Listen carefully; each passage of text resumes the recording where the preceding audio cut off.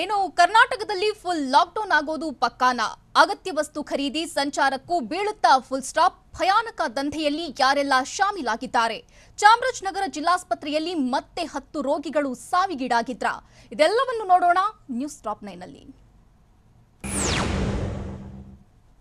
ಬೆಂಗಳೂರಿನಲ್ಲಿ ಬೆಡ್ಗಳ black market ದಂಧೆ ಹೇಗಿತ್ತು ಏನು ಬೆಡ್ ಬ್ಲಾಕ್ ದಂಧೆಯಲ್ಲಿ ಬಿಬಿಎಂಪಿ ಅಧಿಕಾರಿಗಳು ಖಾಸಗಿ ಆಸ್ಪತ್ರೆಗಳ ನಡುವೆ ಆಗಿದ್ದ ಡೀಲ್ ಏನು ಸೋಂಕಿತರ ಮಾಹಿತಿಯನ್ನೇ ವಾರ್ ರೂಮ್ ಸಿಬ್ಬಂದಿ ಬಂಡವಾಳ ಮಾಡಿಕೊಂಡಿದ್ದು ಹೇಗೆ ನೋಡೋಣ ಬೆಡ್ ಮಾರ್ಕೆಟ್ ನ್ಯೂಸ್ ಟಾಪ್ 9 ನಲ್ಲಿ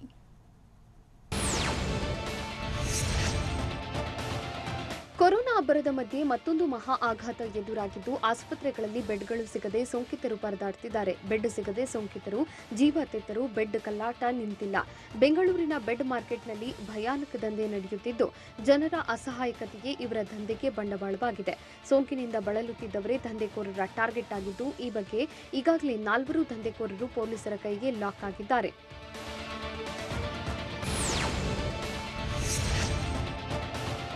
ಸಿಸಿಬಿ ಖೆಡ್ಡಾಗೆ ಬೆಡ್ ದಂಧೆಯ 4 ಕಿಂಗ್ ಪಿನ್ಗಳು ಸಿಕ್ಕಿಬಿದ್ದಿದ್ದು ತೀವ್ರ ವಿಚಾರಣೆ ನಡೆಸುತ್ತಿದ್ದಾರೆ ಆರೋಪಿ ನಂಬರ್ 1 ನೇತ್ರಾವತಿ ಇಲ್ಲದೆ A2 ರೋಹಿತ್ ಕುಮಾರ್ ಏನನ್ನೂ ಮಾಡ್ತಿರ್ಲಿಲ್ವಂತೆ ಆರೋಪಿ ನೇತ್ರಾವತಿ ಬಿಬಿಎಂಪಿ ಅಧಿಕಾರಿಗಳ ಜೊತೆ ಲಿಂಕ್ ಹೊಂದಿದ್ದು ಈವೆಂಟ್ ಮ್ಯಾನೇಜ್ಮೆಂಟ್ನಲ್ಲಿ ಕೆಲಸ ಮಾಡ್ತಿದ್ಲು ಕೊರೋನಾದಿಂದ ಕಳೆದ ವರ್ಷ ಕೆಲಸ ಇಲ್ಲದಂತಾಗಿದ್ದಾಗ ಸಾಮಾಜಿಕ ಕಾರ್ಯಕರ್ತೆಯಾಗಿ ಬಿಜೆಪಿ ಕಾಂಗ್ರೆಸ್ ಎರಡೂ ಪಕ್ಷದವರ ಜೊತೆಗೆ ಸಂಪರ್ಕ ಬೆಳೆಸಿಕೊಂಡಿದ್ಲು ನಂತರ ಬೆಡ್ ಬ್ಲಾಕ್ ಮಾಡಿಸಿ ಹಣ ಸಂಪಾದಿಸಲು ಮುಂದಾಗಿದ್ಲು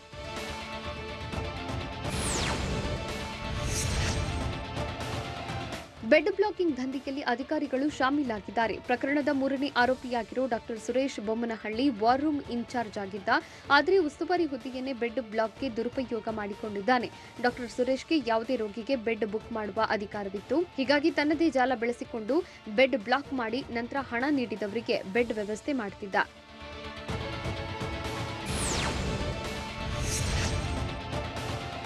ಬೆಡ್ ಬ್ಲಾಕ್ ದಂಧೆಯ ಆರೋಪಿ ನಂಬರ್ 4 ಆಗಿರೋ ಡಾಕ್ಟರ್ ರೆಹಾನ್ ಬೆಂಗಳೂರು ದಕ್ಷಿಣ ವಾರ್ ರೂಮ್ ಇನ್ಚಾರ್ಜ್ ಆಗಿದ್ದ ಡಾಕ್ಟರ್ ರೆಹಾನ್ ಸಂಪರ್ಕದಲ್ಲಿ ಆರೋಪಿ ನೇತ್ರಾವತಿ ಇದ್ಲು ಎನ್ನಲಾಗಿತ್ತು ಹಣ ಪಡೆದ ಬಳಿಕ ಬ್ರೋಕರ್ಗಳು ಹೇಳಿದವರಿಗೆ ಬೆಡ್ ಬುಕ್ ಮಾಡಿಕೊಡುತ್ತಿದ್ದ ನೇತ್ರಾವತಿಯಿಂದ ಡಾಕ್ಟರ್ ರೆಹಾನ್ ಹಣ ಪಡೆದಿರುವ ಗಂಭೀರ ಆರೋಪವೂ ಇದೆ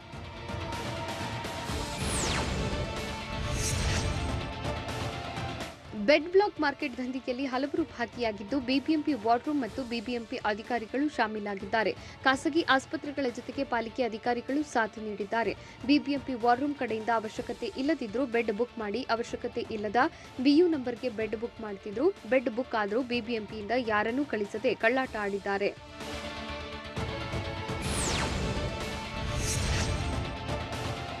ಬಿಬಿಎಂಪಿ ಕಡೆಯಿಂದ ಬೆಡ್ ಬುಕ್ ಆದ ಬಳಿಕ ಖಾಸಗಿಯವರಿಗೆ ಬೆಡ್ ನೀಡಿ ಬಿಬಿಎಂಪಿ ಕಡೆಯಿಂದ ನಿತ್ಯ ರೋಗಿಗೆ 8 ರಿಂದ 10 ಸಾವಿರ ರೂಪಾಯಿ ಬಿಲ್ ಮಾಡ್ತಿದ್ರು ಇತ್ತ ಖಾಸಗಿ ಆಸ್ಪತ್ರೆಯವರು ರೋಗಿ ಕಡೆಯಿಂದಲೂ ಹಣ ಪಡಿತಾ ಇದ್ರು ಈ ರೀತಿ ಖಾಸಗಿ ಆಸ್ಪತ್ರೆ ಮತ್ತು ಬಿಬಿಎಂಪಿ ಅಧಿಕಾರಿಗಳು ಒಟ್ಟಿಗೆ ಹಣ ಡೀಲ್ ಮಾಡಿದ್ದು ಬಿಬಿಎಂಪಿಯ ಹಿರಿಯ ಅಧಿಕಾರಿಗಳು ಹಾಗೂ ಖಾಸಗಿ ಆಸ್ಪತ್ರೆ ಮಧ್ಯೆ ಡೀಲ್ ನಡೆದಿದೆ ಸಿಸಿಬಿ ತನಿಖೆ ವೇಳೆ ಬೆಡ್ ಮಾರ್ಕೆಟ್ ದಂಧೆಯ ದಾರಿ ಬಯಲಾಗಿದ್ದು ಹೆಚ್ಚಿನ ಸಾಕ್ಷಿ ಕಲೆ ಹಾಕಲು ಅಧಿಕಾರಿಗಳು ಹುಡುಕಾಟ ನಡೆಸುತ್ತಿದ್ದಾರೆ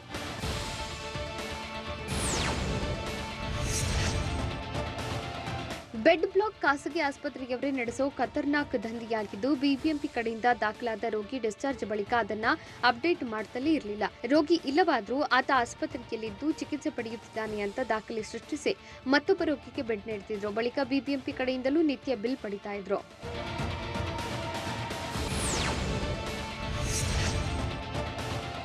ಬೆಡ್ ಬ್ಲಾಕ್ ಮಾಡಿ ಕರಾಳ ದಂಧೆ ಮಾಡ್ತಿದ್ದ ಮಾಫಿಯಾ ಬಿಯು ನಂಬರ್ ಜನರೇಟ್ ಆಗ್ತಿದ್ದ ಹಾಗೆ ಆಕ್ಟಿವ್ ಆಗ್ತಿತ್ತು ಕೊರೋನಾ ರಿಪೋರ್ಟ್ ಆಧಾರದಲ್ಲಿ ಸೋಂಕಿತರ ಜೊತೆ ಸಂಪರ್ಕ ಬೆಳೆಸಿ ಹೋಮ್ ಐಸೋಲೇಷನ್ ಆಗೋ ಸೋಂಕಿತರ ಹೆಸರಲ್ಲಿ ಪ್ರತಿಷ್ಠಿತ ಆಸ್ಪತ್ರೆಯಲ್ಲಿ ಬೆಡ್ ಬುಕ್ ಮಾಡ್ತಿದ್ರು ಚಿಂತಾಜನಕ ಸ್ಥಿತಿಯಲ್ಲಿರೋ ರೋಗಿಗಳೇ ಇವರ ಟಾರ್ಗೆಟ್ ಆಗಿದ್ದು ಹೆಚ್ಚು ಹಣ ನೀಡಿದವರಿಗೆ ಬ್ಲಾಕ್ ಮಾಡಿರೋ ಬೆಡ್ ಅಲಾಟ್ ಮಾಡ್ತಿದ್ರು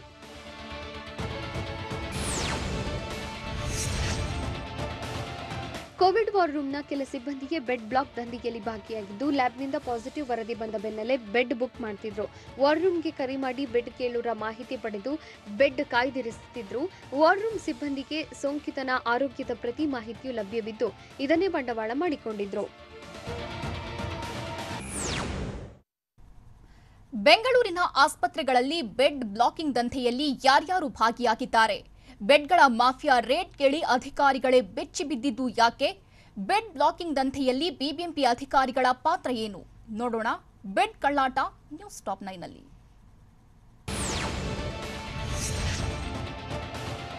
ಬೆಂಗಳೂರಿನಲ್ಲಿ ಬೆಡ್ ಬ್ಲಾಕ್ ಕರಾಳ ದಂಧೆ ಬಟಾ ಬಯಲಾಗಿದ್ದು ಬೆಂಗಳೂರಿನ ಕೆಲ ಖಾಸಗಿ ಆಸ್ಪತ್ರೆಗಳೇ ಬೆಡ್ ದಂಧೆಯಲ್ಲಿ ಭಾಗಿಯಾಗಿವೆ. ಪ್ರತಿಷ್ಠಿತ ಆಸ್ಪತ್ರೆಗಳು ಕಾರ್ಪೊರೇಟ್ ಆಸ್ಪತ್ರೆಗಳ ಪಾಲುದಾರಿಕೆಯೇ ಜಾಸ್ತಿಯಾಗಿದ್ದು ಆಸ್ಪತ್ರೆಯ ಕೆಲ ವೈದ್ಯರು ಮತ್ತು ಮ್ಯಾನೇಜ್ಮೆಂಟ್ ನೇರವಾಗಿ ಭಾಗಿಯಾಗಿದೆ. ಆಸ್ಪತ್ರೆ ಆಡಳಿತ ಮಂಡಳಿ ಮತ್ತು ಬಿಬಿಎಂಪಿ ವಾರ್ ರೂಮ್ ಸಿಬ್ಬಂದಿ ಮಧ್ಯೆ ಡೀಲ್ ನಡೆದಿದ್ದು ಡೀಲ್ ಓಕೆ ಆಗ್ತಾ ಇದ್ದ ಹಾಗೆ ಬೆಡ್ ಬ್ಲಾಕಿಂಗ್ ದಂಧೆ ಶುರುವಾಗಿತ್ತು.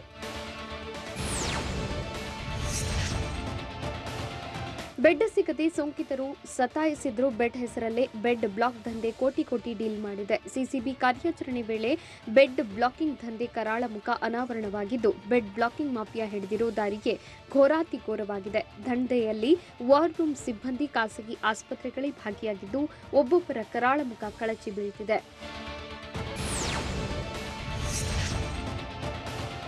ಖಾಸಗಿ ಆಸ್ಪತ್ರೆಯಲ್ಲಿ ದಾಖಲಾಗುವ ಸೋಂಕಿತರೆ ಬೆಡ್ ಬ್ಲಾಕ್ ದಂಧೆಗೆ ಟಾರ್ಗೆಟ್ ಆಗಿತ್ತು. ಬಿಬಿಎಂಪಿ ಮೂಲಕ ಬೆಡ್ ಅಲಾಟ್ ಮಾಡಿಸಿಕೊಂಡು ರೋಗಿಯನ್ನು ಗುರಿಯಾಗಿಸಿ ಆಸ್ಪತ್ರೆಗೆ ಬರೋ ರೋಗಿಯ ಆರೋಗ್ಯ ವೃದ್ಧಿಯ ಮೇಲೆ ಡೀಲಿಂಗ್ ಪಕ್ಕಾ ಮಾಡ್ತಿದ್ದು ಆಸ್ಪತ್ರೆಗೆ ಸೇರಿದ 3 ದಿನಕ್ಕೆ ರೋಗಿಯ ಖಾಸಗಿ ಆಸ್ಪತ್ರೆಗಳು ಮನೆಗೆ ಕಳುಹಿಸಿ ಅಸಲಿ ಆಟ ಶುರು ಮಾಡ್ತಿದ್ರು.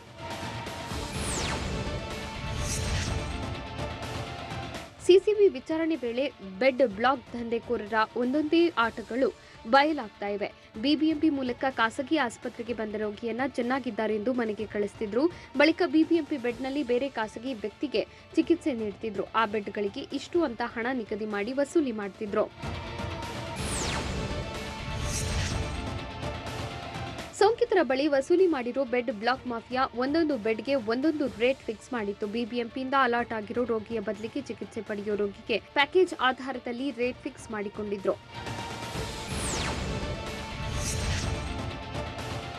ಬೆಡ್ ಬ್ಲಾಕ್ ಮಾಫಿಯಾದ ರೇಟ್ ಕೇಳಿದ್ರೆ ಬೆಚ್ಚಿ ಬೀಳಿಸುವಂತಿದೆ. ಎಚ್ಡಿಯು ಬೆಡ್ಗೆ 1 ವಾರಕ್ಕೆ 2 ರಿಂದ 3 ಲಕ್ಷ ರೇಟ್ ಫಿಕ್ಸ್ ಮಾಡಿದ್ದು ಐಸಿಯು ಬೆಡ್ಗೆ ವಾರಕ್ಕೆ 3 ರಿಂದ 5 ಲಕ್ಷ ದರ ನಿಗದಿ ಮಾಡಿದ್ರು. ಇನ್ನು ವೆಂಟಿಲೇಟರ್ ಬೆಡ್ ವಾರಕ್ಕೆ 5 ಲಕ್ಷದಿಂದ ರೇಟ್ ಶುರುವಾಗಿ ರೋಗಿ ಗುಣಮುಖವಾಗುವವರೆಗೂ ವಸೂಲಿ ಮಾಡುತ್ತಿದ್ರು. ಖಾಸಗಿ ಆಸ್ಪತ್ರೆಯವರು ಸೋಂಕಿತರನ್ನ ಡಿಸ್ಚಾರ್ಜ್ ಮಾಡಿರೋ ಬಗ್ಗೆ ಬಿಬಿಎಂಪಿಗೆ ಮಾಹಿತಿ ನೀಡಬೇಕು. ಆದರೆ ಡಿಸ್ಚಾರ್ಜ್ ತೋರಿಸದೆ ಇನ್ನೂ ಚಿಕಿತ್ಸೆ ಪಡೆದಿದ್ದಾರೆ ಎಂದು ದಂಧೆಕೋರರು ಬಿಂಬಿಸುತ್ತಿದ್ರು. ಬಿಬಿಎಂಪಿ ಪೋರ್ಟಲ್ನಲ್ಲಿ ಮಾತ್ರ ಬಿಬಿಎಂಪಿ ರೆಫರ್ ಮಾಡಿದ ವ್ಯಕ್ತಿ ಚಿಕಿತ್ಸೆ ಬಗ್ಗೆ ಮಾಹಿತಿ ಇದ್ರೆ ಮತ್ತೊಬ್ಬ ವ್ಯಕ್ತಿ ಡಿಸ್ಚಾರ್ಜ್ ಆದ್ಮೇಲೆ ಮೊದಲು ದಾಖಲಾಗಿದ್ದ ವ್ಯಕ್ತಿ ಡಿಸ್ಚಾರ್ಜ್ ಆಗಿದ್ದಾನೆ ಅಂತ ತೋರಿಸ್ತಿದ್ರು. ಸೋಂಕಿತರು ಚಿಕಿತ್ಸೆ ಪಡಿತಾ ಇರೋ ಬಗ್ಗೆ ಬಿಬಿಎಂಪಿ ಮಾಹಿತಿ ಕಲೆ ಹಾಕಬೇಕು. ಆದರೆ ಬಿಬಿಎಂಪಿ ಈ ಬಗ್ಗೆ ಮಾಹಿತಿ ಪಡೆಯುತ್ತಿಲ್ಲ ಅನ್ನೋ ಆರೋಪ ಕೇಳಿ ಬಂದಿದೆ. ಅಲ್ಲದೆ ಬಿಬಿಎಂಪಿ ನೇಮಿಸಿರೋ ಸಿಬ್ಬಂದಿಯೇ ಈ ಕಳ್ಳಾಟದಲ್ಲಿ ಭಾಗಿಯಾಗಿದ್ದಾರೆ. ಆಸ್ಪತ್ರೆಗಳಿಗೆ ಭೇಟಿ ಕೊಟ್ಟು ಪರಿಶೀಲನೆ ನಡೆಸದೆ ಇರೋದ್ರಿಂದ ಬೆಡ್ ಬ್ಲಾಕಿಂಗ್ ದಂಧೆ ಎಗ್ಗಿಲ್ಲದೆ ನಡೀತಿದೆ ಅನ್ನೋ ಆರೋಪ ಇದೆ.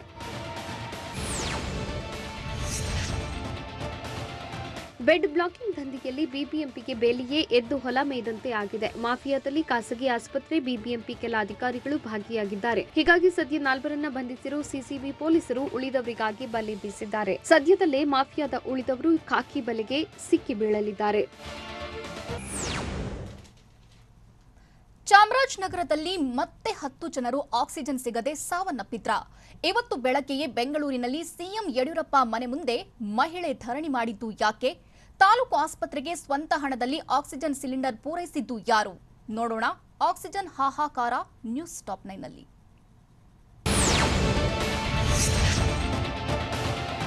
ಚಾಮರಾಜನಗರ ಜಿಲ್ಲಾಸ್ಪತ್ರೆಯಲ್ಲಿ ಸಾವಿನ ಸರಣಿ ಮುಂದುವರೆದಿದ್ದು ರಾತ್ರಿ 10 ಮಂದಿ ಮೃತಪಟ್ಟಿರುವ ಅನುಮಾನ ಮೂಡಿದೆ. ಆಕ್ಸಿಜನ್ ಸಿಗದೆ 10 ಜನರು ಸಾವಿಗೀಡಾಗಿದ್ದಾರೆ ಅಂತ ಹೇಳಲಾಗಿದ್ದು ಜಿಲ್ಲಾಸ್ಪತ್ರೆಯಲ್ಲಿ ಆಕ್ಸಿಜನ್ ಇದ್ರೂ ಸೋಂಕಿತರಿಗೆ ಸಿಗ್ತಾ ಇಲ್ಲ ಅಂತ ಆರೋಪಿಸಲಾಗಿದೆ. ಸಿಲಿಂಡರ್ನಿಂದ ರೋಗಿಗಳಿಗೆ ಆಕ್ಸಿಜನ್ ಒದಗಿಸಲು ಜಿಲ್ಲಾಸ್ಪತ್ರೆಯಲ್ಲಿ ಪರಿಕರಗಳು ಇಲ್ಲದೇ ಇರುವುದರಿಂದ ಮತ್ತೆ ಆಕ್ಸಿಜನ್ ದುರಂತ ಸಂಭವಿಸಿದೆ ಎನ್ನಲಾಗಿದೆ.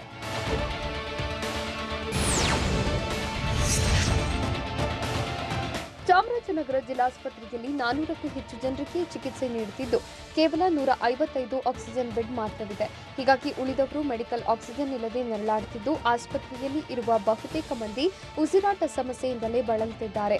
ಆದರೆ ಸಿಲಿಂಡರ್ನಿಂದ ಆಕ್ಸಿಜನ್ ಪೂರೈಸಲು ಪರಿಕರಗಳಿಲ್ಲದೆ ಸಿಬ್ಬಂದಿ ಅಸಹಾಯಕರಾಗಿದ್ದಾರೆ. ಮೃತರ ಸಂಬಂಧಿಕರ ಆಕ್ರಂದನ ಮುಗಿಲು ಮುಟ್ಟಿದೆ.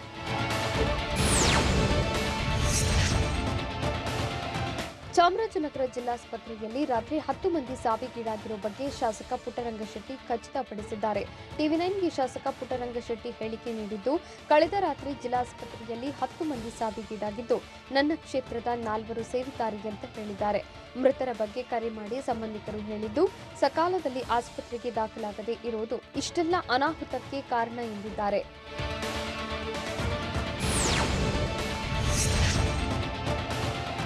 ಹುಬ್ಬಳ್ಳಿಯ ಲೈಫ್ಲೈನ್ ಆಸ್ಪತ್ರೆಯಲ್ಲಿ 5 ನಿಗೂಢ ಸಾವಿನ ಸಂಬಂಧ ಜಿಲ್ಲಾ ಆರೋಗ್ಯಾಧಿಕಾರಿ ತನಿಖೆಗೆ ಆದೇಶಿಸಿದ್ದಾರೆ. ಮೇ 4ರಂದು 5 ಮೃತಪಟ್ಟಿದ್ದು ಆಕ್ಸಿಜನ್ ಕೊರತೆಯಿಂದ ಸಾವಿಗೀಡಾಗಿದ್ದಾರೆ ಅಂತ ಮೃತರ ಕುಟುಂಬಸ್ಥರು ಆರೋಪಿಸಿದರು. ಹೀಗಾಗಿ ಧಾರವಾಡ ಜಿಲ್ಲಾ ಆರೋಗ್ಯಾಧಿಕಾರಿ ಯಶವಂತ ಮದೀನಕರ್ ತನಿಖೆಗೆ ಆದೇಶ ಮಾಡಿದ್ದು, ಆರ್ಸಿಎಚ್ ಡಾಕ್ಟರ್ ಎಸ್ಎಂ ಹೊನಕೇರಿ ನೇತೃತ್ವದಲ್ಲಿ ತನಿಖೆಗೆ ನಡೆಯಲಿದೆ. 3 ದಿನಗಳೊಳಗೆ ವಿಚಾರಣೆ ಮುಗಿಸಿ ವರದಿ ನೀಡುವಂತೆ ಸೂಚನೆ ನೀಡಿದ್ದಾರೆ.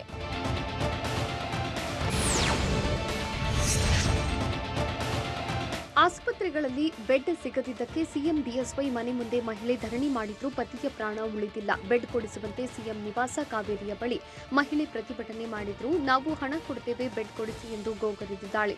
ಕೊನೆಗೆ ಪೊಲೀಸರು ಎಂಎಸ್ ರಾಮಯ್ಯ ಆಸ್ಪತ್ರೆಯಲ್ಲಿ ಬೆಡ್ ವ್ಯವಸ್ಥೆ ಮಾಡಿದ್ರು. ಆದರೆ ಬೆಡ್ ಸಿಕ್ಕರೂ ಆಸ್ಪತ್ರೆಗೆ ತಲುಪುವ ಮುನ್ನವೇ ಪ್ರಾಣ ಪಕ್ಷಿ ಹಾರಿ ಹೋಗಿದೆ.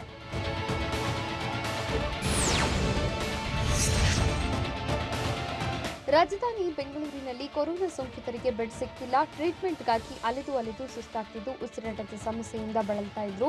ಚಿಕಿತ್ಸೆ ಸಿಕ್ಕಿಲ್ಲ. ಉಸಿರಾಟದ ಸಮಸ್ಯೆಯಿಂದ 70 ವರ್ಷದ ಸೋಂಕಿತ ಆಟೋದಲ್ಲೇ ಸುತ್ತಾಡಿದ್ದು, ನಿನ್ನೆ ರಾತ್ರಿ 4-5 ಆಸ್ಪತ್ರೆಗೆ ಅಲೆದಾಡಿದ್ದಾರೆ. ಯಾವ ಆಸ್ಪತ್ರೆಗೆ ತೆರಳಿದ್ರು ನೋ ಬೆಡ್ ಅನ್ನೋ ಉತ್ತರ ಬಂದಿದ್ದು ತೀವ್ರ ಆತಂಕ ಮೂಡಿಸಿದೆ.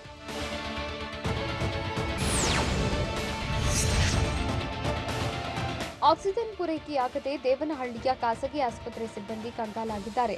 ಕಳೆದ 2-3 ದಿನಗಳಲ್ಲಿ ಆಕ್ಸಿಜನ್ ಪೂರೈಕೆ ತೀರಾ ಕಡಿಮೆಯಾಗಿದ್ದು, ದೇವನಹಳ್ಳಿ ಪಟ್ಟಣದ ಮಾನಸ ಆಸ್ಪತ್ರೆ, ಶಿರ್ಡಿ ಸಾಯಿ ಆಸ್ಪತ್ರೆ, ಲೀನಾ ಆಸ್ಪತ್ರೆಯಲ್ಲಿ ಆಕ್ಸಿಜನ್ ಬೆಡ್ಗಳಿದ್ರೂ ಸರಿಯಾಗಿ ಆಕ್ಸಿಜನ್ ಸಿಕ್ತಿಲ್ಲ. ಆಕ್ಸಿಜನ್ ಸರಿಯಾಗಿ ಸಪ್ಲೈ ಇಲ್ಲದೆ ಇರೋದ್ರಿಂದ ಖಾಸಗಿ ಆಸ್ಪತ್ರೆಗಳು ಬೆಡ್ಗಳನ್ನು ಖಾಲಿ ಉಳಿಸಿಕೊಂಡಿದ್ದು, ಆಕ್ಸಿಜನ್ ಪೂರೈಕೆ ಇಲ್ಲದೆ ಸೋಂಕಿತರನ್ನ ದಾಖಲಿಸಿಕೊಳ್ಳುತ್ತಿಲ್ಲ.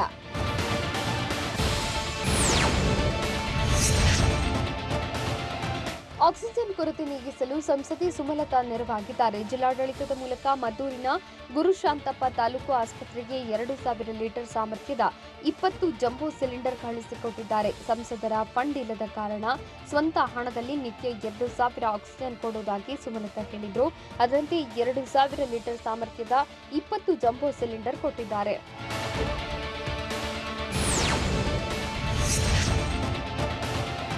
ಬಾಗಲಕೋಟೆಯಲ್ಲಿ ಆಕ್ಸಿಜನ್ ಬೆಡ್ಗಳಿಗೆ ಹಾಹಾಕಾರ ಶುರುವಾಗಿದೆ. ಜಿಲ್ಲೆಯ ವಿವಿಧ 36 ಖಾಸಗಿ ಆಸ್ಪತ್ರೆಗಳಲ್ಲಿ ಕೊರೋನಾ ಸೋಂಕಿತರಿಗೆ ಚಿಕಿತ್ಸೆ ನೀಡುತ್ತಿದ್ದು, ಕೋವಿಡ್ ಆಸ್ಪತ್ರೆ ಸೇರಿದಂತೆ 36 ಖಾಸಗಿ ಆಸ್ಪತ್ರೆಗಳಲ್ಲಿ ಆಕ್ಸಿಜನ್ ಬೆಡ್ ಫುಲ್ ಆಗಿದೆ. ಸದ್ಯ ಜಿಲ್ಲೆಯಲ್ಲಿ ಸರ್ಕಾರಿ ಹಾಗೂ ಖಾಸಗಿ ಆಸ್ಪತ್ರೆಗಳಲ್ಲಿ 960 ಜನರಿಗೆ ಆಕ್ಸಿಜನ್ ಬೆಡ್ಗಳಲ್ಲಿ ಚಿಕಿತ್ಸೆ ನೀಡುತ್ತಿದ್ದು, ಹೊರತಾಗಿ ತೀವ್ರ ಸ್ವರೂಪದ ಕೋವಿಡ್ ಸೋಂಕಿತರಿಗೆ ಬೆಡ್ ವ್ಯವಸ್ಥೆ ಇಲ್ಲ. ರೆಮ್ಡಿಸಿವಿಯರ್ ಅನ್ನು ಕಾಳಸಂತೆಯಲ್ಲಿ ಮಾರ್ತಿದ್ದವರು ಪೊಲೀಸರ ಬಲೆಗೆ ಬಿದ್ದಿದ್ದು ಎಲ್ಲಿ? ಯಾವ್ಯಾವ ರೋಗದಿಂದ ಬಳಲುವವರು ಅತಿ ಹೆಚ್ಚು ಕೊರೋನಾದಿಂದ ಸಾವನ್ನಪ್ಪಿದ್ದಾರೆ? ಕಲಬುರಗಿ ಜಿಲ್ಲಾ ಉಸ್ತುವಾರಿ ಹೊಣೆ ಕೊಟ್ಟರೂ ಮುರುಗೇಶ್ ನಿರಾಣಿ ಕಲಬುರಗಿಗೆ ಹೋಗದೇ ಇರಲು ಕಾರಣ ಏನು? ನೋಡೋಣ ಕೊರೋನಾ ಘಾತ ನ್ಯೂಸ್ ಟಾಪ್ 9ನಲ್ಲಿ.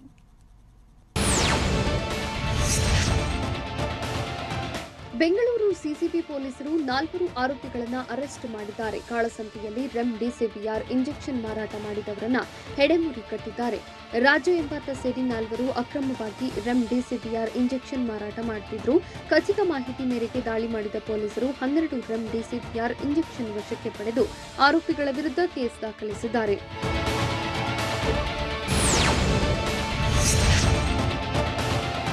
ಕೊಪ್ಪಳದ ಕಿಮ್ಸ್ನ ಮೆಡಿಕಲ್ ಸೂಪರಿಂಟೆಂಡೆಂಟ್ ಸ್ಫೋಟಕ ಮಾಹಿತಿ ಬಿಚ್ಚಿಟ್ಟಿದ್ದಾರೆ. ಡಯಾಬಿಟಿಸ್, ಹೈಪರ್ ಟೆನ್ಷನ್ ಪಾರ್ಶ್ವವಾಯುಗೆ ಒಳಗಾದ ಸೋಂಕಿತರು ಹೆಚ್ಚು ಕೊನೆಯುಸಿರೆಳುತ್ತಿದ್ದಾರೆ ಅಂತ ಆತಂಕ ವ್ಯಕ್ತಪಡಿಸಿದ್ದಾರೆ. 22 ಜನರು ಡೆತ್ ರಿಪೋರ್ಟ್ ರೆಡಿ ಮಾಡಲಾಗಿದ್ದು, ಅದರಲ್ಲಿ 30 ರಿಂದ 40 ವರ್ಷದ ಒಳಗಿನವರ ಸಾವಿನ ಸಂಖ್ಯೆ ಹೆಚ್ಚಿದೆ. ವಯಸ್ಕರು ಲೇಟ್ ಅಡ್ಮಿಷನ್ ಆಗ್ತಿದ್ದು, ಅದಾಗಲೇ ಅವರ ಶ್ವಾಸಕೋಶ 50% ಇನ್ಫೆಕ್ಟ್ ಆಗಿರುತ್ತೆ ಅಂತ ಮೆಡಿಕಲ್ ಸೂಪರಿಂಟೆಂಡೆಂಟ್ ಸ್ಫೋಟಕ ಮಾಹಿತಿ ನೀಡಿದ್ದಾರೆ.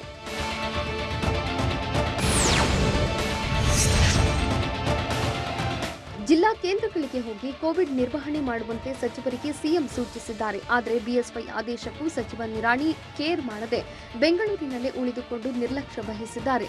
ಕಲಬುರಗಿ ಜಿಲ್ಲಾ ಉಸ್ತುವಾರಿ ಹೊತ್ತಿರುವ ನಿರಾಣಿ ಬೆಂಗಳೂರಿನಿಂದಲೇ ಕೋವಿಡ್ ನಿರ್ವಹಣೆ ಮಾಡುವುದಾಗಿ ಹೇಳಿದ್ದಾರೆ ಎನ್ನಲಾಗಿದೆ. ಕಾಲು ನೋವುವಂತ ಸಚಿವ ಮುರುಗೇಶ್ ನಿರಾಣಿ ಕಲಬುರಗಿಗೆ ತೆರಳಿಲ್ಲ ಅಂತ ಹೇಳಲಾಗಿದೆ.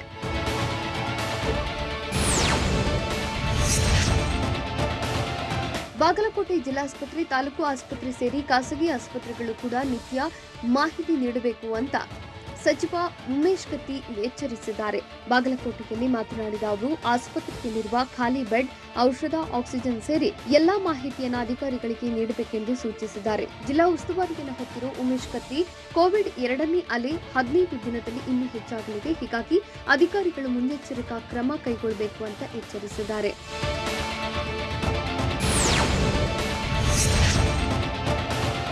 ಸಿಎಂ ಬಿಎಸ್ವೈ ಪ್ರಾಥಮಿಕ ಸಂಪರ್ಕದಲ್ಲಿದ್ದ 12 ಜನ ಹೋಟೆಲ್ ಸಿಬ್ಬಂದಿಗೆ ಕೊರೋನಾ ಸೋಂಕಿರುವುದು ದೃಢಪಟ್ಟಿದೆ. ಆ ಮೂಲಕ ಬೆಳಗಾವಿ ಜಿಲ್ಲಾಡಳಿತದ ನಿರ್ಲಕ್ಷ್ಯ ಬಟ ಬಯಲಾಗಿದೆ. ಏಪ್ರಿಲ್ 14, 15ರಂದು ಸಿಎಂ ಬಿಎಸ್ವೈ ಬೆಳಗಾವಿ ಪ್ರವಾಸದಲ್ಲಿದ್ದರು. ಆಗ 12 ಜನ ಹೋಟೆಲ್ ಸಿಬ್ಬಂದಿಯು ಸಿಎಂ ಬಿಎಸ್ವೈ ಸಂಪರ್ಕದಲ್ಲಿದ್ದರು. ಇದೀಗ ಕೊರೋನಾ ರಿಪೋರ್ಟ್ ಬಂದಿದ್ದು ಹೋಟೆಲ್ ಸಿಬ್ಬಂದಿಗೆ ಸೋಂಕಿರುವುದು ವರದಿಯಲ್ಲಿ ದೃಢಪಟ್ಟಿದೆ. ಟೆಸ್ಟ್ ರಿಪೋರ್ಟ್ ಬೇಗ ನೀಡದ ಜಿಲ್ಲಾಡಳಿತದ ನಿರ್ಲಕ್ಷ್ಯವೂ ಎದ್ದು ಕಾಣುತ್ತಿದೆ.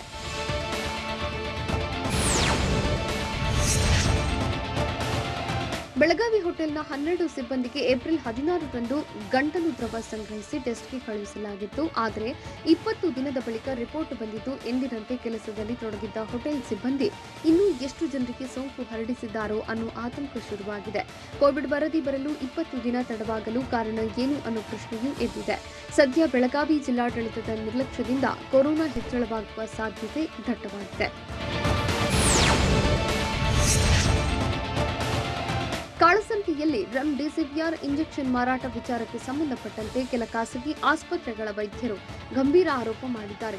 ಕರ್ನಾಟಕ ಡ್ರಗ್ಸ್ ಕಂಟ್ರೋಲ್ ಬೋರ್ಡ್ನ ವಿರುದ್ಧ ಕಿಡಿಕಾರಿದ್ದಾರೆ. ಖಾಸಗಿ ಆಸ್ಪತ್ರೆಗಳಿಗೆ ರೆಮ್ಡಿಸಿವಿರ್ ಪೂರೈಕೆ ಮಾಡುವುದಿಲ್ಲ. ಪೂರೈಕೆ ಮಾಡದಿದ್ರೂ ಪೂರೈಕೆ ಮಾಡಿದಂತೆ ಲೆಕ್ಕ ತೋರಿಸುತ್ತಾರೆ. ಔಷಧ ನಿಯಂತ್ರಕರ ಕಚೇರಿ ಸಿಬ್ಬಂದಿ ಸುಳ್ಳು ಲೆಕ್ಕ ಕೊಡುತ್ತಿದ್ದಾರೆ ಅಂತ ಖಾಸಗಿ ಆಸ್ಪತ್ರೆ ವೈದ್ಯರು ಬೇಸರ ಹೊರಹಾಕ್ತಿದ್ದಾರೆ. 20 ಜನರಿಗೆ ರೆಮ್ಡಿಸಿವಿರ್ ಪೂರೈಕೆಗೆ ಮನವಿ ಮಾಡಿದ್ರೆ 4 ಆಗುವಷ್ಟು ಮಾತ್ರ ರೆಮ್ಡಿಸಿವಿರ್ ಬರುತ್ತೆ. ಇನ್ನುಳಿದ 16 ರೆಮ್ಡಿಸಿವಿರ್ ಅನ್ನ ಕಾಳಸಂತೆಯಲ್ಲಿ ಮಾರುತ್ತಿದ್ದಾರೆ ಅಂತ ಆರೋಪಿಸಿದ್ದಾರೆ.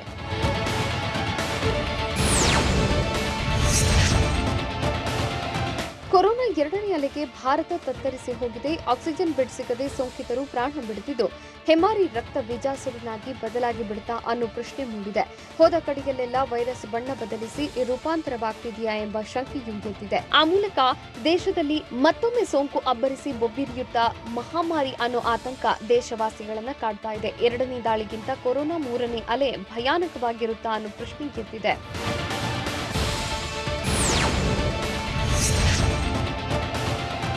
ದೇಶವಾಸಿಗಳಿಗೆ ಪ್ರಧಾನಿ ನರೇಂದ್ರ ಮೋದಿ ಸಲಹೆಗಾರ ಬಿಗ್ ಶಾಕ್ ನೀಡಿದ್ದಾರೆ. ಹೋದ ಕಡೆಯಲ್ಲೆಲ್ಲ ಕೊರೋನಾ ವಂಶವಾಹಿಗಳು ಬದಲಾವಣೆ ಕಾಣುತ್ತಿದ್ದು, ದೇಶದಲ್ಲಿ 3ನೇ ಅಲೆ ದಾಳಿ ತಡೆಯಲು ಸಾಧ್ಯವಿಲ್ಲ ಎಂದಿದ್ದಾರೆ. ಯಾವಾಗ ಬೇಕಾದರೂ ದೇಶದಲ್ಲಿ 3ನೇ ದಾಳಿ ಶುರುವಾಗಬಹುದು. 2ನೇ ಅಲೆ ಸಿಕ್ಕಾಪಟ್ಟೆ ಹರಡಿರೋದ್ರಿಂದ 3ನೇ ದಾಳಿ ಗ್ಯಾರಂಟಿ ಅಂತ ಪಿಎಂ ಸಲಹೆಗಾರ ಭವಿಷ್ಯ ನುಡಿದಿದ್ದಾರೆ. ಪ್ರತಿ ಬಾರಿಯೂ ಹಿಂದೆಗಿಂತ ಮುಂದಿನ ಅಲೆ ಸ್ಟ್ರಾಂಗ್ ಆಗಿರುತ್ತಂತೆ. ಹೀಗಾಗಿ ಈಗಾಗಲೇ ವೈದ್ಯಕೀಯ ವ್ಯವಸ್ಥೆ ಸನ್ನದ್ಧಗೊಳಿಸಲು ಪಿಎಂ ಸಲಹೆಗಾರ ಎಚ್ಚರಿಸಿದ್ದಾರೆ. ಚಾಮರಾಜನಗರ ಜಿಲ್ಲಾಡಳಿತ ಮಾಡಿರುವ ಮತ್ತೊಂದು ಎಡವಟ್ಟು ಏನು? ಕೊರೋನಾದಿಂದ ಮೃತಪಟ್ಟವರ ಸಂಬಂಧಿಕರಲ್ಲಿ ಆತಂಕ ಶುರುವಾಗಿರುವುದು ಯಾಕೆ? ಕೊರೋನಾ ಬಂದಿಲ್ಲದೆ ಇದ್ರೂ ಮುಂದೆ ಬರಬಹುದು ಅನ್ನೋ ಭೀತಿಯಲ್ಲೇ ಪತ್ರಕರ್ತ ಆತ್ಮಹತ್ಯೆ ಮಾಡಿಕೊಂಡಿರುವುದು ಎಲ್ಲಿ? ನೋಡೋಣ ಕೊರೋನಾ ಸುಳಿ ನ್ಯೂಸ್ ಟಾಪ್ 9ನಲ್ಲಿ.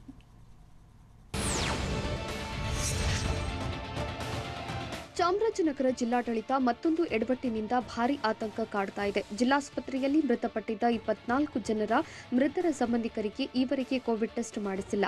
ಘಟನೆ ನಡೆದು 72 ಗಂಟೆ ಕಳೆದರೂ ಯಾವುದೇ ಪರೀಕ್ಷೆ ನಡೆಸಿಲ್ಲ. ಹೀಗಾಗಿ ಜಿಲ್ಲಾಡಳಿತದ ಎಡವಟ್ಟಿನಿಂದ ಸಂಬಂಧಿಕರು ಕೊರೋನಾ ಸುಳಿಯಲ್ಲಿ ಸಿಲುಕೋ ಆತಂಕದಲ್ಲಿದ್ದಾರೆ. ಚಾಮರಾಜನಗರ ಜಿಲ್ಲಾಡಳಿತದ ನಿರ್ಲಕ್ಷ್ಯದಿಂದ ಮೃತರ ಸಂಬಂಧಿಕರಲ್ಲಿ ಢವಢವ ಶುರುವಾಗಿದೆ. ಆಕ್ಸಿಜನ್ ಕೊರತೆಯಿಂದ ಮೃತಪಟ್ಟಿದ್ದವರು ಮೃತದೇಹಗಳನ್ನು ಆಸ್ಪತ್ರೆ ಸಿಬ್ಬಂದಿ ರಾತ್ರೋರಾತ್ರಿ ಹಸ್ತಾಂತರಿಸಿದ್ರು.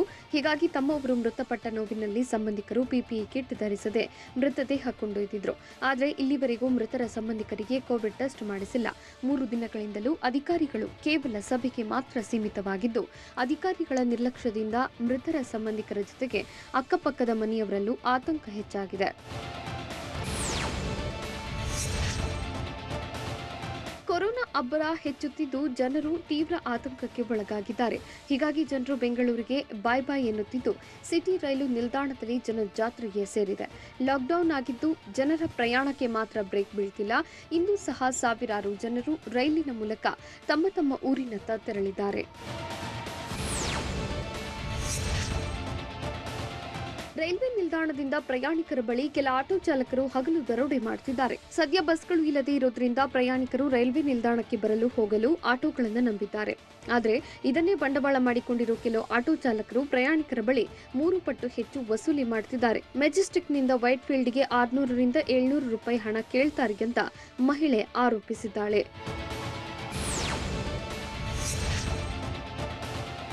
ಲಾಕ್ಡೌನ್ ನಡುವೆಯೂ ಯಶವಂತಪುರ ಮಾರುಕಟ್ಟೆಯಲ್ಲಿ ಭರ್ಜರಿ ವ್ಯಾಪಾರ ಮಾಡಲಾಗಿದೆ.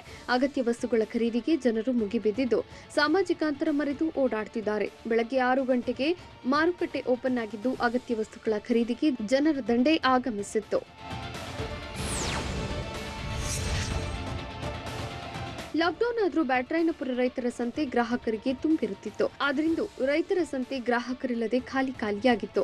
ನಿನ್ನೆಗೆ ಹೋಲಿಸಿಕೊಂಡ್ರೆ ಇಂದು ಗ್ರಾಹಕರ ಸಂಖ್ಯೆಯಲ್ಲಿ ಇಳಿಕೆ ಕಂಡಿದ್ದು ಬೆರಳೆಣಿಕೆಯಷ್ಟು ಗ್ರಾಹಕರು ತರಕಾರಿ, ಹಣ್ಣು ಖರೀದಿಸಿದ್ದಾರೆ. ಬೆಳಗ್ಗೆ 6 ರಿಂದ 12 ಗಂಟೆವರೆಗೆ ವ್ಯಾಪಾರಕ್ಕೆ ಅವಕಾಶ ನೀಡಿದ್ದು ಗ್ರಾಹಕರಿಲ್ಲದ ಕಾರಣ ಬೆಳಗ್ಗೆ 10 ಗಂಟೆಗೆ ಕ್ಲೋಸ್ ಮಾಡಲಾಗಿದೆ.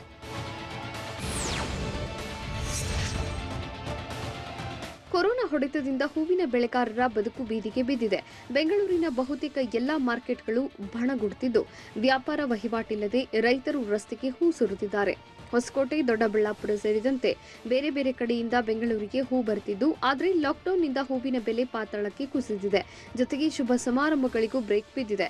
ಹೀಗಾಗಿ ತಾವು ಬೆಳೆದ ಹೂವನ್ನ ರೈತರು ರಸ್ತೆಯಲ್ಲೇ ಸುರಿದು ಹೋಗುತ್ತಾರೆ.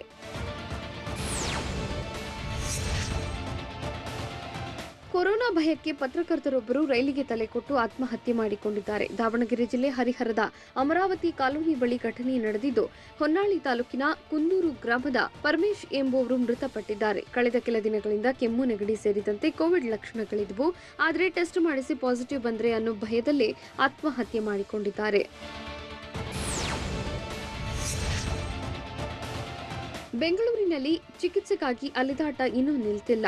ಆಸ್ಪತ್ರೆಯಲ್ಲಿ ಸೂಕ್ತ ಸಮಯದಲ್ಲಿ ಬೆಡ್ ಸಿಗದೆ ಪೌರಕಾರ್ಮಿಕ ಮಹಿಳೆ ಮೃತಪಟ್ಟಿದ್ದು, ಕಸ ವಿಲೇವಾರಿ ಮಾಡದೆ ಪೌರಕಾರ್ಮಿಕರು ಪ್ರತಿಭಟನೆ ಮಾಡಿದ್ದಾರೆ. 52 ವರ್ಷದ ಕೊರೋನಾ ಸೋಂಕಿತೆ ಕೊನೆ ಕ್ಷಣದಲ್ಲಿ ಬೆಡ್ ಸಿಕ್ಕಿದ್ದು ಸೂಕ್ತ ಸಮಯಕ್ಕೆ ಚಿಕಿತ್ಸೆ ಸಿಗದೆ ಮೃತಪಟ್ಟಿದ್ದಾರೆ ಅಂತ ಪೌರಕಾರ್ಮಿಕರು ಆರೋಪಿಸಿದ್ದಾರೆ. ಹೀಗಾಗಿ ಬಾಣಸವಾಡಿಯಲ್ಲಿ 130 ಪೌರಕಾರ್ಮಿಕರು ಪ್ರತಿಭಟನೆ ನಡೆಸಿದ್ದು, ಸೋಂಕಿತ ಪೌರಕಾರ್ಮಿಕರಿಗೆ ಬೆಡ್ ವ್ಯವಸ್ಥೆ ಮಾಡಿ ಅಂತ ಸರ್ಕಾರಕ್ಕೆ ಆಗ್ರಹಿಸಿದ್ದಾರೆ. ಕ್ರೂರಿ ಕೊರೋನಾಗೆ ಬಲಿಯಾದ ಮತ್ತೊಬ್ಬ ನಿರ್ದೇಶಕ ಯಾರು? ಸೋನು ಮೋನು ತೋಟದಲ್ಲಿ ಸೋನು ಗೌಡ ಟೈಮ್ ಪಾಸ್ ಹೇಗಿದೆ? ಕೊರೋನಾ ಗೆದ್ದ ಪೂಜಾ ಹೆಗ್ಡೆ ಹೇಳಿದ್ದೇನು? ಇದೆಲ್ಲವನ್ನು ನೋಡೋಣ ಎಂಟರ್ಟೈನ್ಮೆಂಟ್ ನ್ಯೂಸ್ ಟಾಪ್ 9 ನಲ್ಲಿ. ಕೊರೋನಾದಿಂದ ದಿನೇ ದಿನೇ ಸಾವಿಗೀಡಾಗ್ತಿರೋರ ಸಂಖ್ಯೆ ಹೆಚ್ಚುತ್ತಿದೆ. ಈಗ ಕನ್ನಡ ಚಿತ್ರರಂಗದ ಮತ್ತೊಬ್ಬ ನಿರ್ದೇಶಕನನ್ನ ಕೊರೋನಾ ಬಲಿ ಪಡೆದಿದೆ. ಕವಿರತ್ನ ಕಾಳಿದಾಸ, ಅಂಜದ ಗಂಡು ಸೇರಿದಂತೆ ಸಾಕಷ್ಟು ಹಿಟ್ ಸಿನಿಮಾಗಳನ್ನ ಕೊಟ್ಟ ನಿರ್ದೇಶಕ ರೇಣುಕಾ ಶರ್ಮಾ ಕೊರೋನಾದಿಂದ ಕೊನೆ ಉಸಿರೆಳೆದಿದ್ದಾರೆ.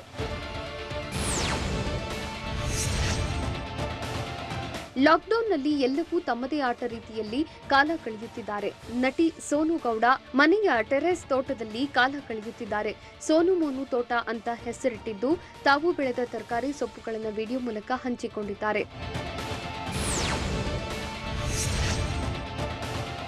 ಸಿನಿಮಾ ಮಂದಿರಗಳಿಗೆ ಬೀಗ ಬಿದ್ದಾಗಿದ್ದು ಸಿನಿಮಾ ರಿಲೀಸ್ ಬಗ್ಗೆ ಮಾತೇ ಇಲ್ಲ. ಇದೇ ಮೇ 28ಕ್ಕೆ ರವಿತೇಜ ಅಭಿನಯದ ಕಿಲಾಡಿ ರಿಲೀಸ್ ಡೇಟ್ ಅನ್ನ ಫಿಕ್ಸ್ ಮಾಡಲಾಗಿತ್ತು. ಆದರೆ ಲಾಕ್ಡೌನ್ನಿಂದ ರಿಲೀಸ್ ಡೇಟ್ ಪೋಸ್ಟ್ಪೋನ್ ಮಾಡಲಾಗಿದೆ. ನಟಿ ಪೂಜಾ ಹೆಗಡೆಗೆ ಸೋಂಕು ತಗುಲಿತು. ಈ ವಿಚಾರವನ್ನು ಹಂಚಿಕೊಂಡ ಪೂಜಾ ಐಸೋಲೇಷನ್ನಲ್ಲಿ ಇದ್ದು ಸೂಕ್ತ ಚಿಕಿತ್ಸೆ ಪಡೆದುಕೊಳ್ಳುವುದಾಗಿ ಹೇಳಿದ್ರು. ಈಗ ಕೊರೋನಾದಿಂದ ಗುಣಮುಖರಾಗಿದ್ದು ಆ ಖುಷಿಯನ್ನ ಪೂಜಾ ಸಾಮಾಜಿಕ ಜಾಲತಾಣದಲ್ಲಿ ಹಂಚಿಕೊಂಡಿದ್ದಾರೆ.